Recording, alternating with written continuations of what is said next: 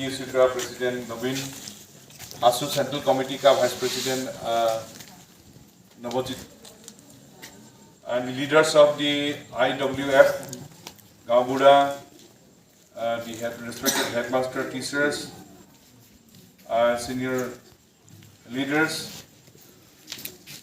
और यहाँ में कैंप में रहने वाले लेडीज एंड जेंटलमैन। पहली बात ऐसे है कि डेविड जैसे बोला है, इंशाल्लाह हम अच्छा हिंदी नहीं बोल सकेंगे, इतना अच्छा नहीं होता है। डेविड देखने के लिए छोटा मोटा है, लेकिन वो तो अभी हम उससे सीख रहे हैं, डेविड से। इसका आगे एक दफे आया था, स्कूल में आया था, डेविड का घर में आया था, लेकिन आज ऐसा एक माहौल में आया है, अपना एक सिचुएशन में आया है जो सिचुएशन हमारे लिए बहुत दुखजनक है। और इसी सिलसिले में हम लोग आ गया है। कल माइबंग में गया था, माहौल में गया था, आज हाफलंग में हम लोग घूर रहे हैं। पहले एक बात है कि हम लोग गवर्नमेंट नहीं है। ऑल असम स्टूडेंट्स यूनियन से, ऑल असम स्टूडेंट्स यूनियन हम लोग आसू, हम लोग गवर्नमेंट नहीं है, स्टूडेंट बॉडी है। हम लोग एक साथ काम कर रहा हूँ, आसू, ISF, then EDSU and 30 ethnic organization of Assam, we are working together. हम लोग एक साथ काम कर रहा हूँ। एक मैसेज आपके लिए हम लेके आया हूँ कि हमारा हिल डिस्ट्रिक्ट दो ही है, कार्बी आंगलॉन्ग, डिमा हासाम। डिमा हासाम में अभी जैसा हालत है, जो ट्रेजेडी हो रहा है, इस सिलसिले में अभी प्लेन में भी अभी फ्लड इरोशन चल रहा है, प्लेन में भी फ्लड है, इरोशन है। लेकिन हमारा दो हिल डिस्ट्रिक्ट का, एक हिल डिस्ट्रिक्ट का अभी ऐसा हालत है। इस हालत के लिए आपका पास एक मैसेज हम लेके आया है। ये मैसेज है कि आप लोग अकेला नहीं है, आप लोग का साथ हम लोग गवर्नमेंट नहीं है। लेकिन एक बात है कि सारा आसाम का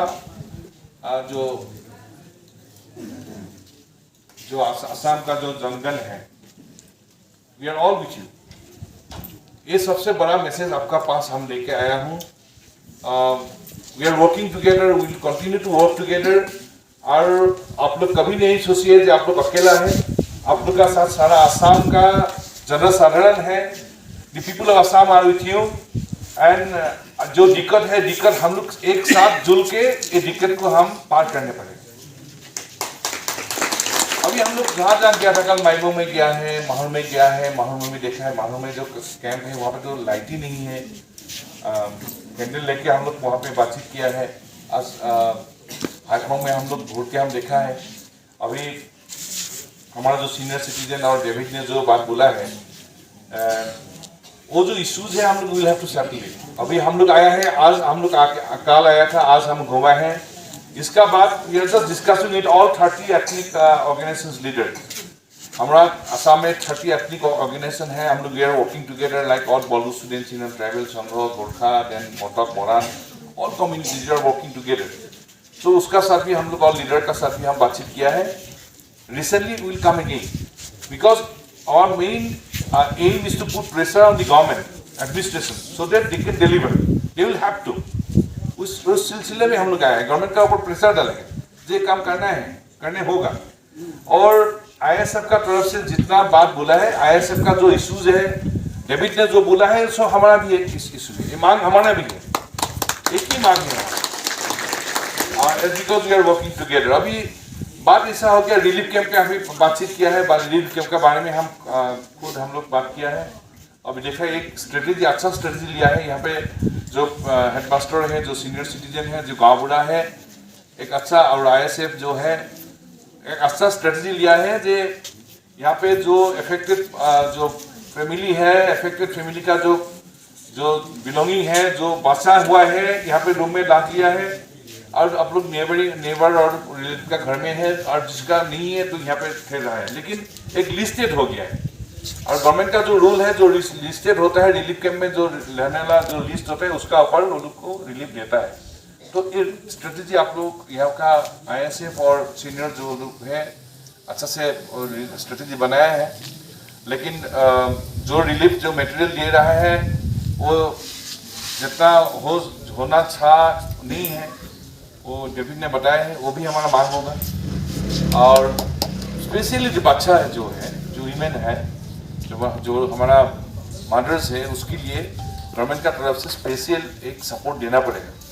वो भी हम देगा। अभी सुना है जो सोशल वेलफेयर डिपार्टमेंट एक दफे दिया है, कंटिन्यू करेगा कि नहीं, करने पड़ेगा, क्योंकि जो DDMA का जो रूल्स है वो तो दे दिया है, लेकिन कमती है, बढ़ाने पड़ेगा। लेकिन हमारा जो बच्चा है, जो माएँ हैं, जो महिलाएं हैं, उसके लिए भी एक स्पेशल सपोर्ट देने पड़ेगा, एक दफे देने से नहीं होगा।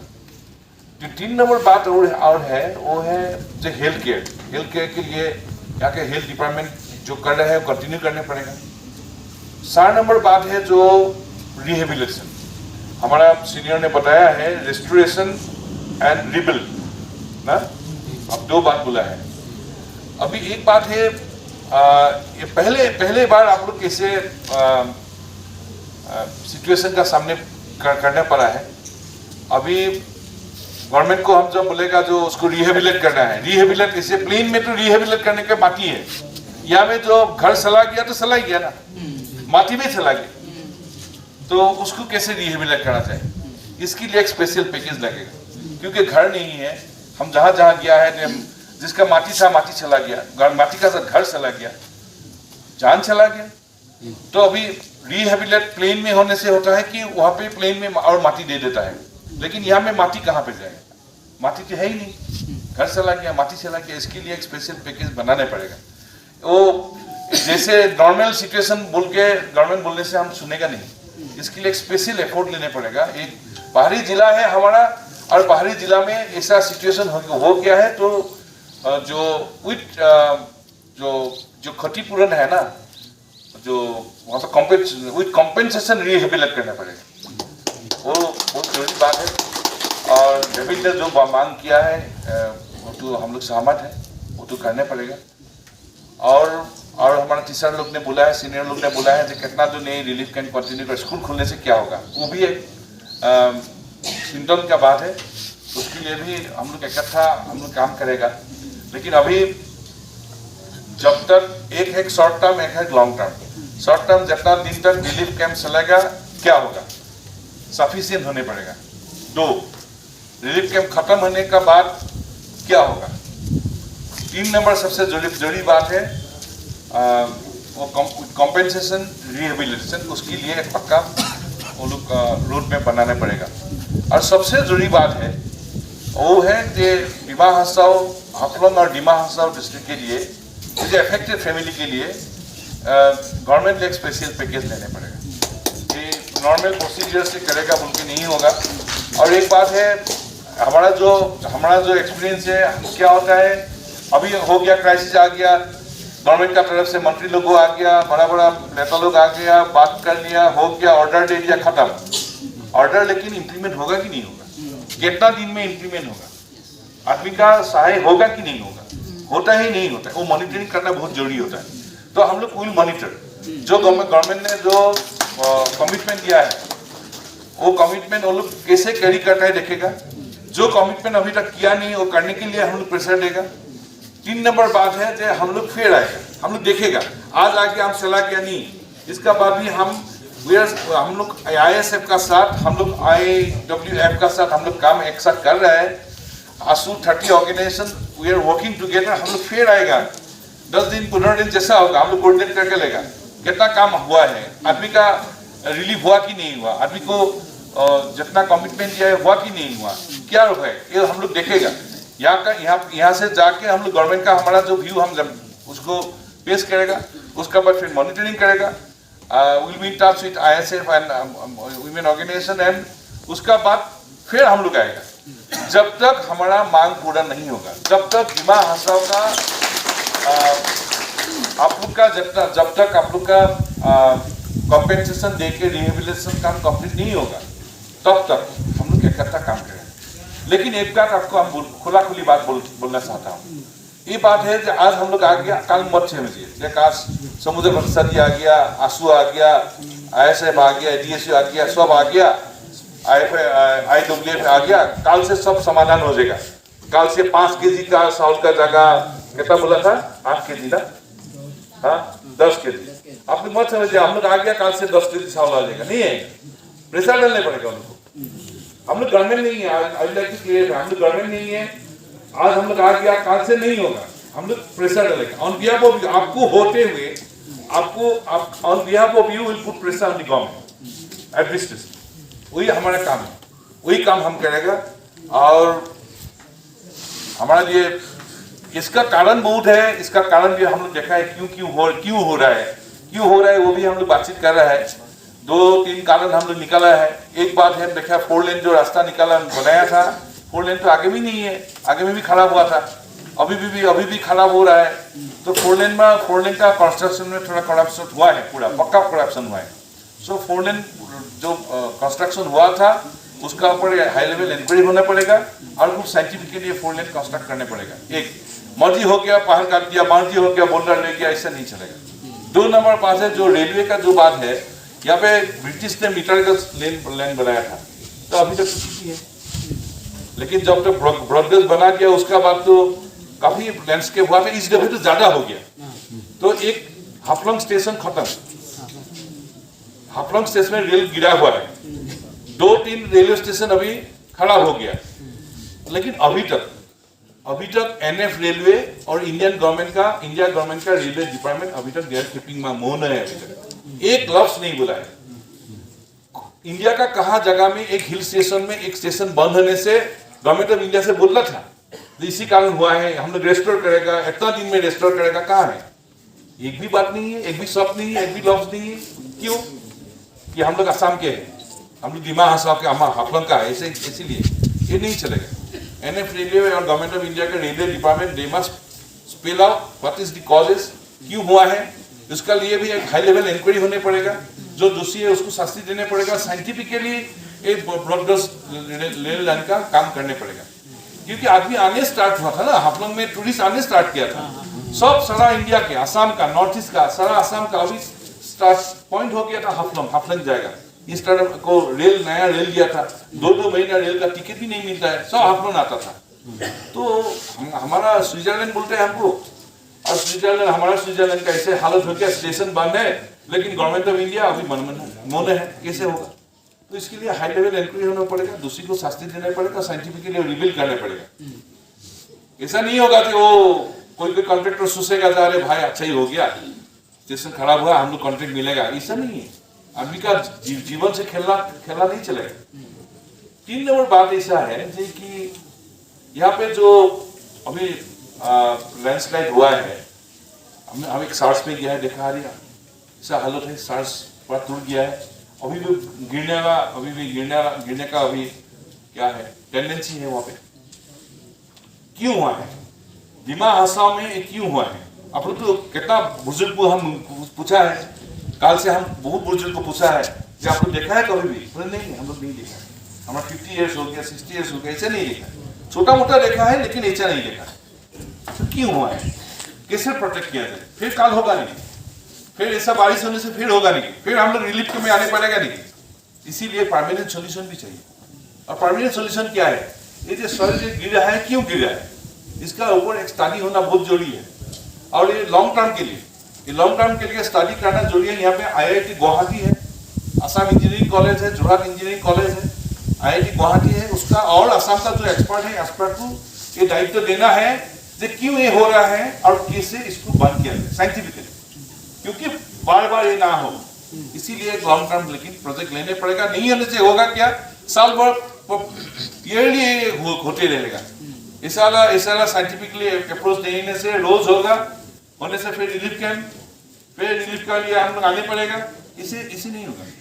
दिमाग आशा को बसाना है, हाफलंग को बसाना है, बसाने के लिए लॉन्ग टर्म साइंटिफिक अप्रोच लेने पड़ेगा। इस सिलसिले में भी हम गवर्नमेंट का ऊपर प्रेशर रहेगा, गवर्नमेंट करने पड़ेगा। हमारा पहाड़ी जो जिला है हाफलंग है, इसको बसाना पड़ेगा। बसाने के लिए हम लोग इकट्ठा काम करेंगे। और ज़्यादा हम लंबा नहीं बात पड़ेगा, हिंदी हमारा अच्छा नहीं आता है, थोड़ा कोशिश करना है, लेकिन से हम सीख रहा है। और ये 2 लोग से हमारा बात से हम विराम देता हूँ। लेकिन एक बात आपको फिर बोल रहा हूँ, जे हाफलंग का लोग, ये डिस्ट्रिक्ट का लोग, आप लोग अकेला नहीं है, हम लोग सब आपका साथ है। और हम लोग एक साथ ये जो हमारा दुर्जुग आया है, दुर्जुग का हम ओवरकम करेगा। और हम जैसे हमारा जीवन चलता था, ये जीवन हम चलाएगा। एक साथ था, एक साथ हूँ, एक साथ आगे बढ़ेगा। थैंक यू, धन्यवाद।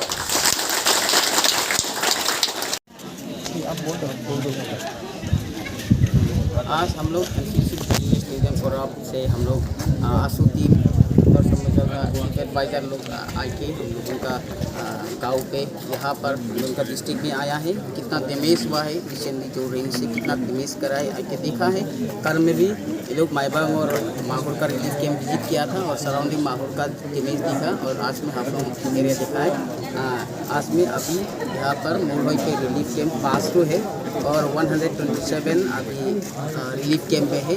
तो लोग का बारे में बात किया है और हम लोग के भी जनाया है, आंसू टीम को भी बताया है और हम गवर्नमेंट को ये डिमांड करता है कि on behalf of the public कि जो रेशन देता है, जो पर फैमिली 5 किलो देता है पर हेड में, ये देने से अच्छा होगा क्योंकि हम लोग का लार्ज फैमिली, छोटा फैमिली होता है और इसमें कम से कम पर हेड में 10 किलो देने से फॉर 1 वीक के लिए। और हम लोग का ये जो स्कूल में जो कैंप बनाया है रिलीफ कैंप, ये separate temporary relief camp district administration से बनाने से हम लोग का ये मांग है क्योंकि ये स्कूल फिर दोबारा रन होने के लिए।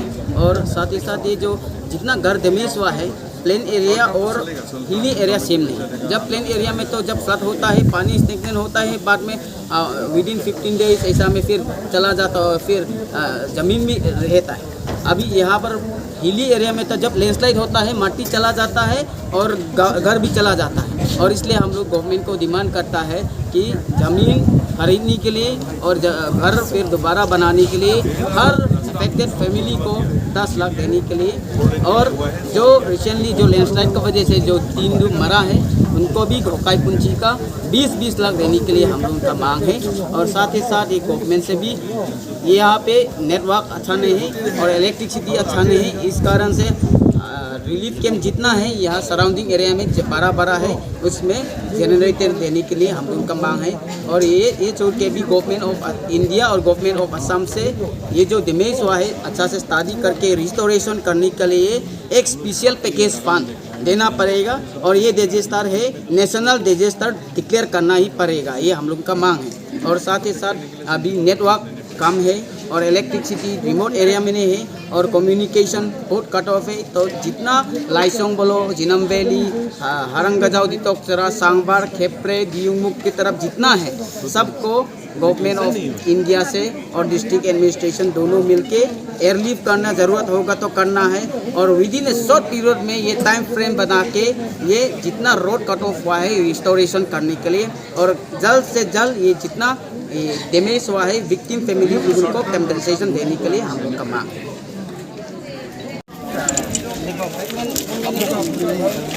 अभी तो